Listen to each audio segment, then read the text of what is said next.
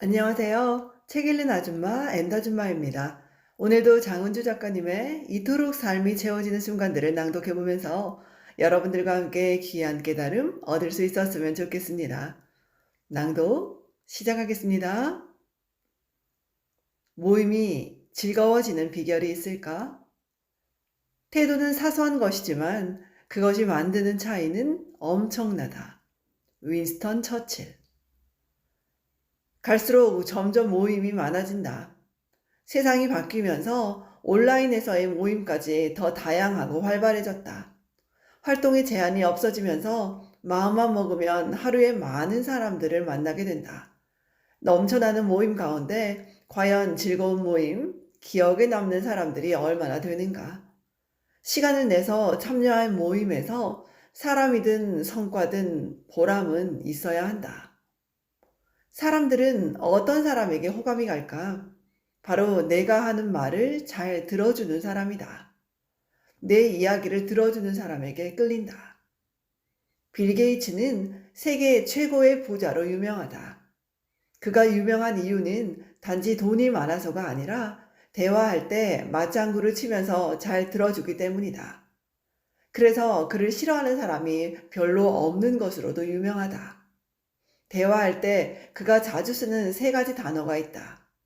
Really? 정말이요? Excellent. 정말 대단하네요. And then what happens? 그래서 어떻게 됐어요? 이렇게 옆에서 맞장구를 치면서 잘 들어주면 누가 싫어하겠는가? 말을 잘하는 사람보다 우선 잘 듣는 사람이 되자고 생각했다. 모임에 나갈 때마다 사람들을 관찰하기 시작했다. 관찰하는 일은 주의를 집중해 듣는 행위에서 시작된다. 어떤 말을 하는지 귀를 기울이다 보면 그 사람의 작은 부분까지도 눈에 들어왔다. 다들 생김새만큼이나 말하는 방식도 달랐다. 어떤 식으로 말하는지 지켜보는 건 꽤 재미가 있었다. 때로는 어떤 방송 프로그램보다 더 생생하게 전해졌다. 웃고 떠들다 보면 어느새 끝이 났다. 시시콜콜한 대화들 속에도 가끔 번쩍 스쳐가는 말들이 있었다. 어쩌면 저런 말을 듣기 위해 이 자리에 앉아 있는 게 아닐까 싶기도 했다. 대화를 그냥 듣고만 있기에 아까운 순간들이 많았다. 그런 시간들만큼 추억도 쌓여갔다.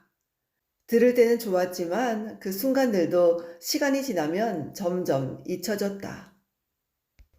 프랑스의 심리학자 로카르는 두 물체 간의 접촉에는 교환이 반드시 일어난다.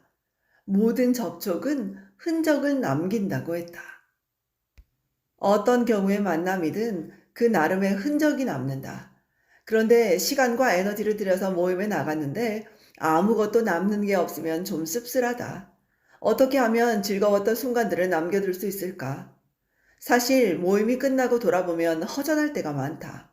많은 이야기를 나눈 것 같은데 기억에 남는 게 별로 없었다. 때론 좋은 말들을 나누었는데 집에 오면 생각이 안 났다. 나중에 꼭 적어 놔야겠구나 해도 그때뿐이었다. 금방 잊어버리게 된다. 그게 언제였나? 무슨 말을 했지? 할 때가 많았다. 그 순간을 떠올리다 보면 기억력을 테스트하는 느낌마저도 들었다.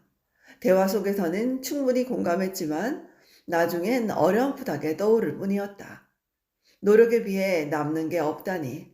오히려 이건 시간 낭비겠구나 싶었다. 다음에는 놓치지 않을 거야. 그렇게 마음먹고 모임에 나갈 때 필기할 작은 것들을 챙겨갔다.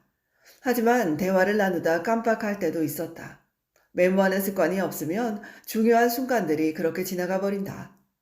생각날 때 즉시 적어두어야 한다. 나의 언어로 메모해야 오래 간직할 수 있다.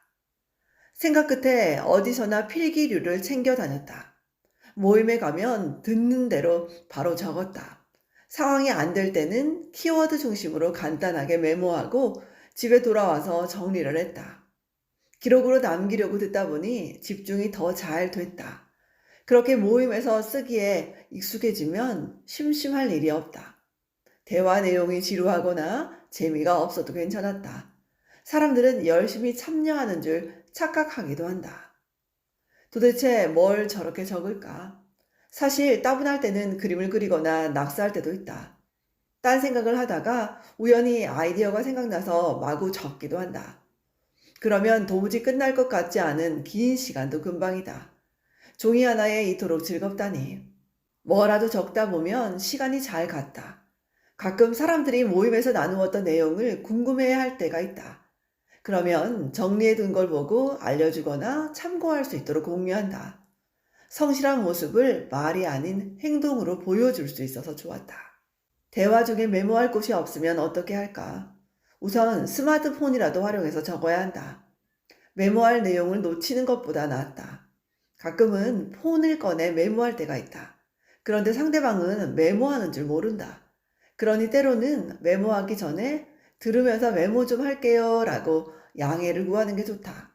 그러지 않으면 상대방의 기분이 안 좋아지거나 대화에 집중하지 않는 것처럼 오해할 수도 있다. 폰에 메모하다 보면 대화의 흐름이 끊기고 방해가 되기도 한다. 수시로 울려대는 폰은 대화의 집중력을 떨어뜨린다.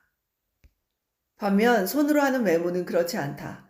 듣다가 종이에 적는 행위 하나로도 눈길을 끌기에 충분하다. 게다가 손으로 쓰는 진지한 태도는 성실하고 좋은 인상을 남긴다. 들으면서 메모하는 사람은 다르게 본다. 메모를 하면 특별한 사람으로 인식하게 된다. 내 말을 잘 듣고 있거나 존중받는 느낌도 든다. 메모는 상대방이 하는 말을 잘 듣고 있음을 표현하는 아주 좋은 방법이다. 그렇다고 메모하는 데만 신경을 기울이면 안 된다.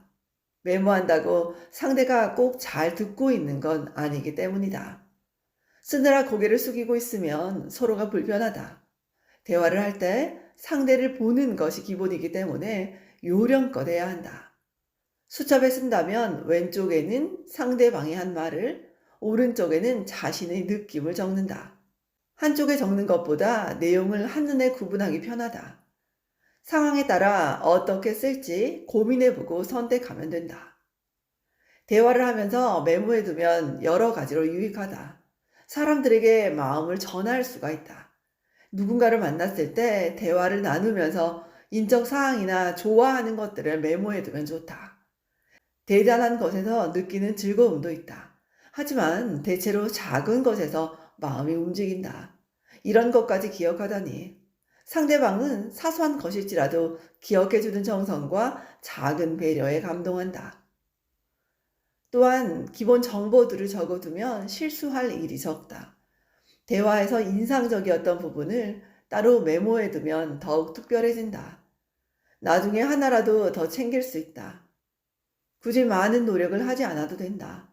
신뢰는 작은 메모에서 시작된다. 작은 메모 하나가 끈끈한 인간관계를 만들어준다. 그러니 즐겁고 풍성한 모임을 위해 메모할 준비부터 하자. 지금까지 장은주 작가님의 이토록 삶이 채워지는 순간들을 낭독해 보았습니다. 풍성한 모임을 위해서 그 상대방과 나눈 대화라든지 인상 깊었던 그런 장면이라든지 모습들을 꼼꼼히 잘 메모해 두자는 작가님의 조언 정말 귀하게 잘 들었습니다. 오늘도 좋은 날 되십시오. 엔다주마였습니다. 고맙습니다.